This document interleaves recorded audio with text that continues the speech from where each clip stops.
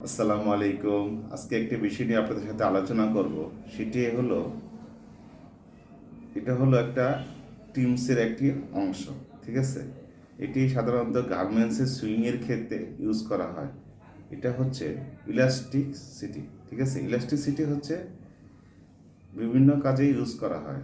এটার মাধ্যমে কোমরে বা বিভিন্ন হ্যান্ডসে এই ইলাস্টিসিটির গুরুত্ব অনেক বেশি। বিশেষ করে গার্মেন্টসে বিভিন্ন প্রোডাক্ট তৈরি করার ক্ষেত্রে ইলাস্টিসিটি অনেক ধরনের পণ্যের ক্ষেত্রেই ব্যবহার করা হয়।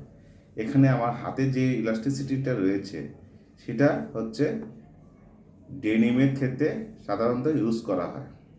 এছাড়াও বিভিন্ন ধরনের জ্যাকেটে বা এই ইলাস্টিসিটি ইউজ করা হয়। আরেকটা হলো, এই দেখেন ব্ল্যাক কালারের যে ইলাস্টিসিটিটা, এটা হচ্ছে ওভেনের ক্ষেত্রে সাধারণত ইউজ করা হয়। ওভেনে এই ইলাস্টিসিটির সাথে ওয়েস্ট ব্যান্ডে সাধারণত এই ইলাস্টিসিটিটা ব্যবহার করা হয়।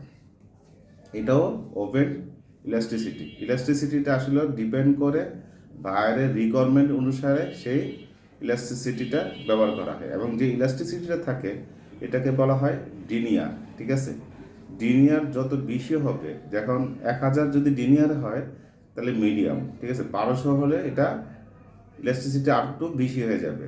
আর যদি ইলাস্টিসিটিটা কম দিতে চান তাহলে 700 বা 800, এটা হলো নিম্নগামী ইলাস্টিসিটি।